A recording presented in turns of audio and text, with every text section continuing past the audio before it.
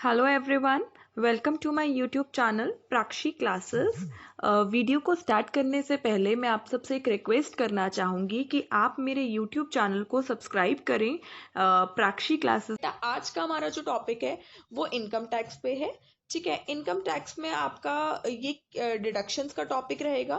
Deductions under section 80C to 80U, ये आपका lesson number 2 होगा। और ये जो कोर्स है ये कॉमर्स स्टूडेंट्स के लिए बेनिफिशियल है, नेट के लिए भी और जीआरएफ के लिए भी, क्योंकि टॉपिक पेपर तो वही सेम आता है, बस परसेंटेज का फर्क होता है। ठीक है, तो हम लेसन नंबर 1 कर चुके हैं आज, अब हमारा लेसन नंबर 2 है। ठीक है, ओके।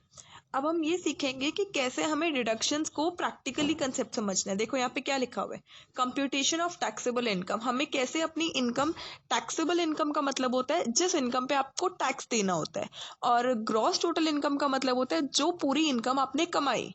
तो बेटा देखो, ये हमारी ग्रॉस टोटल इनकम है। ग्रॉस टोटल इनकम मतलब जो आपने पूरा पैसा कमाया।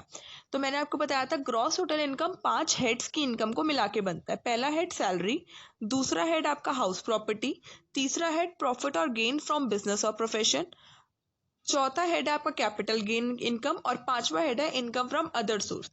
ये पांचों हेड्स की जो इनकम आपने कमाई, उस इनकम को आप ऐड करेंगे। ऐड करके आपके पास कोई वैल्यू निकल के आएगी। मान लो ये कोई वैल्यू है, ठीक है, इसको बोलते हैं ग्रॉस टोटल इनकम, और इसको बोलते हैं GTI. GTI stands for gross, T stands for total और आई स्टैंड्स फॉर इनकम। अब इस जीटीआई में से क्या माइनस होते हैं? डिडक्शंस माइनस होती हैं। और डिडक्शंस कौन से सेक्शन से? 80C से लेकर 80U तक की डिडक्शंस माइनस हो जाएंगी। ये देखो, ये माइनस हो रही है ना, ये चीज ब्रैकेट वाली वैल्यू हमेशा ये दिखाती है कि हम नेगेटिव है। दैट मीन्स नेगेटिव मीन्स हम डिडक्ट कर रहे हैं। ठीक है, डिडक्ट करने पे मेरे पास, तो अब जो हमारे पास कटने के बाद जो अमाउंट आता है उसको बोलते हैं बेटा नेट टोटल इनकम। अब ये जो नेट टोटल इनकम होती है इसको बोलते हैं, ये टैक्सेबल इनकम है। जिस इनकम पे आपको टैक्स लगेगा इसको बोलते हैं टैक्सेबल इनकम। अब इस टैक्सेबल इनकम पे आपका टैक्स निकलता है।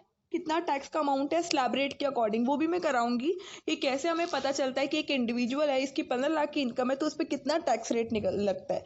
बेटा हर साल टैक्स रेट बदलता है, उसका स्लैब रेट हर साल बदलता है। ठीक है, अब इस साल नया स्लैब रेट आया है। ठीक है, फिर ये जो टैक्स लग जाता है उसके ऊपर सरचार्ज लगता है जो एक्स्ट्रा अमाउंट का होता है। सरचार्ज बेटा तब लगता है जब आपकी इनकम 1 करोड़ से ज्यादा एक्सीड करती है। ठीक है, उसके बाद एजुकेशन सेस तो लगना ही लगना है, और हायर एजुकेशन सेस भी लगता है। ठीक है, और उसके बाद अगर आपकी कंपनी ने TDS, tax deducted at source, already काट दी है, तो फिर आपको दोबारा से टैक्स देने की जरूरत नहीं पड़ती है उस अमाउंट पे, इसलिए वो टैक्स डिडक्टेड एट सोर्स पहले से कट जाता है माइनस करके।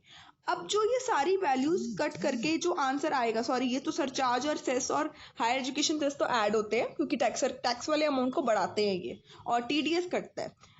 ऐड और कटने के बाद जो वैल्यू आती है उसको बोलते हैं बेटा टैक्स लायबिलिटी। अब ये अमाउंट आपको एज अ टैक्स अमाउंट पे करना है गवर्नमेंट को। अब बात समझ आ गई कि डिडक्शंस कहाँ पे अपना रोल प्ले करती हैं।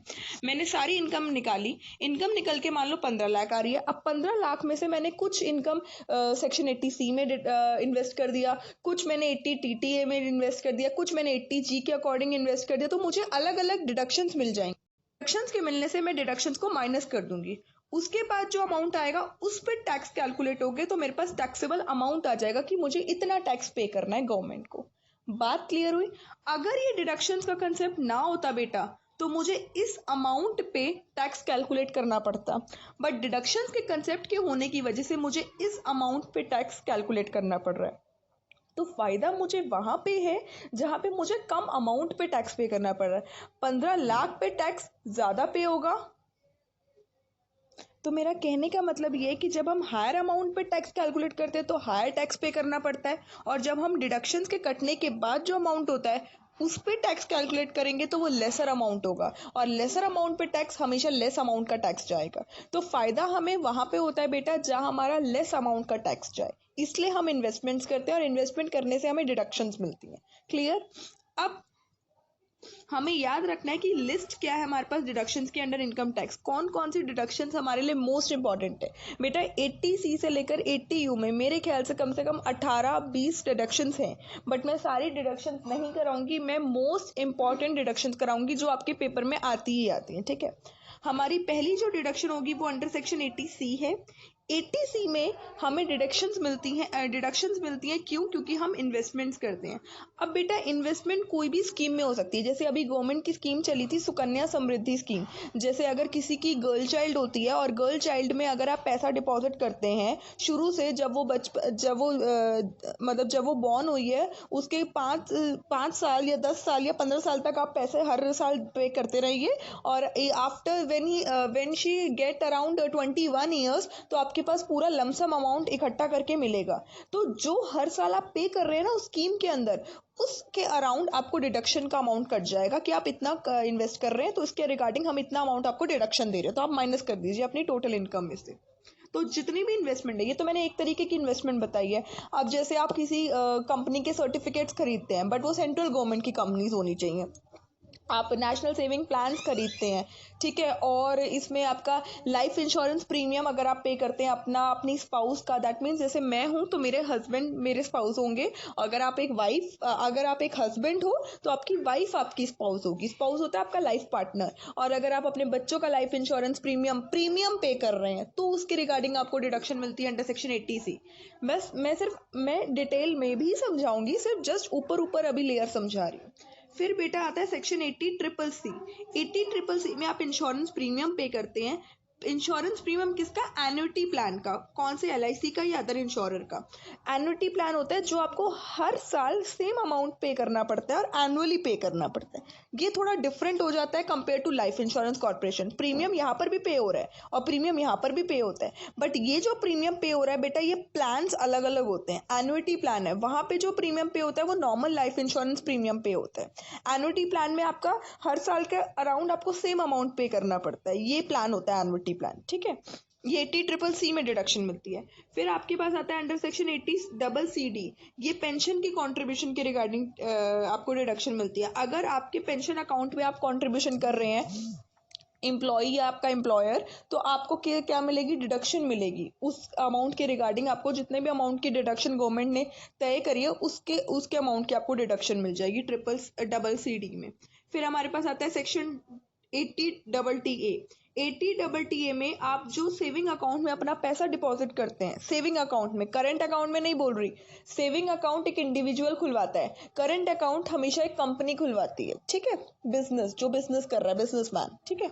यहाँ पे जब आप सेविंग अकाउंट में कोई भी पैसा डिपॉजिट करते हैं, उस पे जो आप हर साल का इंटरेस्ट कमाते हैं या क्वार्टरली जो आप इंटरेस्ट कमाते हैं, वैसे तो हम एनुअली मानते हैं बेटा, क्वार्टरली मतलब 3 महीने के अंदर अंदर जो आप हर 3 महीने के अंदर जो इंटरेस्ट कमाते हैं, टोटल अमाउंट का क्लब करके आपका जितना भी इंटरेस्ट बैठा है एक साल में, उस इंटरेस्ट के ऊपर आपको डिडक्शन मिल जाती है। वो इंटरेस्ट किस पे होना चाहिए? सेविंग अकाउंट होना चाहिए और आपके बैंक में होना चाहिए, ठीक है। तो ये अंडर सेक्शन 80TTA में बनेगी। फिर हमारे पास आता है सेक्शन 80GG। 80GG में जो आप हाउस रेंट पे करोगे, मान लो मैं एक घर में रहती हूँ, मेरे पास अपना खुद का घर नहीं है, तो मैं रेंट पे करती हूँ। तो जो मैं रेंट पे करती हूँ, उस रेंट को जो मैं पे कर रही हूँ उसके रिगार्डिंग मुझे डिडक्शन मिल जाएगी।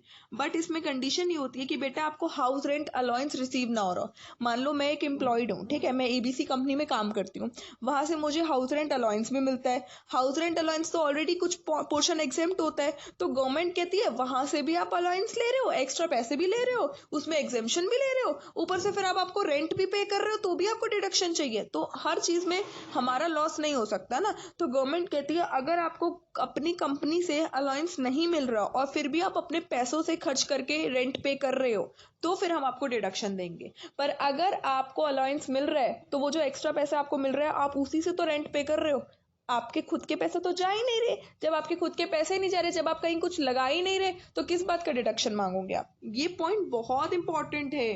तो अंडर सेक्शन 80GG भी पढ़ेंगे अब, ठीक है। फिर आता है अंडर सेक्शन 80E। अब 80E में क्या होता है कि जब हम अपनी हायर एजुकेशन को कंप्लीट कराने के लिए या हायर एजुकेशन को परस्यू कराने के लिए लोन लेते हैं ना, उस लोन पे जो हम इंटरेस्ट पे करते हैं वो बेटा डिडक्टेबल होता है, डिडक्शन मिलती है उसके रिगार्डिंग। प्रिंसिपल अमाउंट के नहीं बोल रही मैं, सिर्फ किस पे बोल रही हूँ? इंटरेस्ट के अमाउंट पे बोल रही हूँ। जब हम एजुकेशन लोन लेते हैं अपनी हायर स्टडीज के लिए, बात समझ आई? हायर स्टडीज का मतलब होता है जो आप अपनी 12th क्लास के बाद जो स्टार्ट करते हैं अपनी स्टडीज, जैसे आपकी ग्रेजुएशन हो गई, पोस्ट ग्रेजुएशन हो गई, या कोई भी डिप्लोमा कोर्स हो गया, कुछ भी आप जो भी स्टार्ट कर रहे हैं, प्रोफेशनल स्टडीज हो गई, कुछ भी, ठीक है।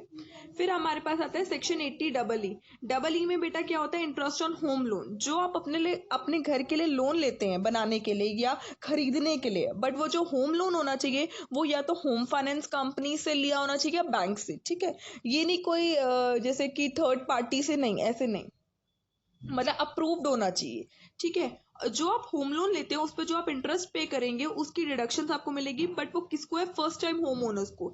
जो घर आप जिस घर के लिए आप लोन ले रहे हैं वो घर आपको पहली बार, फर्स्ट टाइम आप होम ओनर्स हो, उससे पहले आपके पास कोई भी घर नहीं होना चाहिए। आप पहली बार अपने नाम पे कोई घर करवा रहे हैं, समझ आया।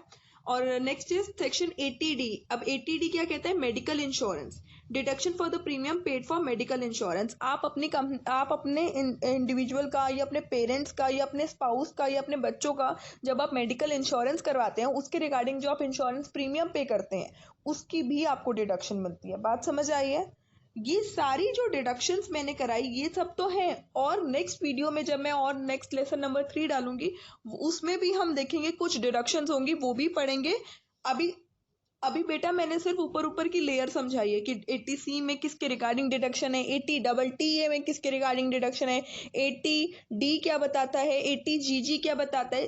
जस्ट एक ब्रीफ भी क्या, बहुत छोटी सी लाइन में मैंने समझा है। अब जब मैं दोबारा नेक्स्ट वीडियोस लाऊंगी तो उसमें हम एक सेक्शन को उठाएंगे और उस एक सेक्शन में जितनी भी डिडक्शन से रिलेटेड इन्वेस्टमेंट्स हैं उनको पढ़ेंगे। फिर हम दूसरे सेक्शन को उठाएंगे, उससे रिलेटेड जितना भी कंसेप्ट है फिर उसको पढ़ेंगे। समझ आया? Okay, so thank you so much guys for listening this video. I hope ये वीडियो आपको पसंद आएगी तो आपको लाइक ज़रूर करना है और शेयर ज़रूर करना है अपने फ्रेंड्स के साथ, और कमेंट करके मुझे ज़रूर बताना है कि कैसी लगी वीडियो। और पढ़ते रहिए, मेरे साथ कनेक्टेड रहिए। Thank you so much, bye bye, take care.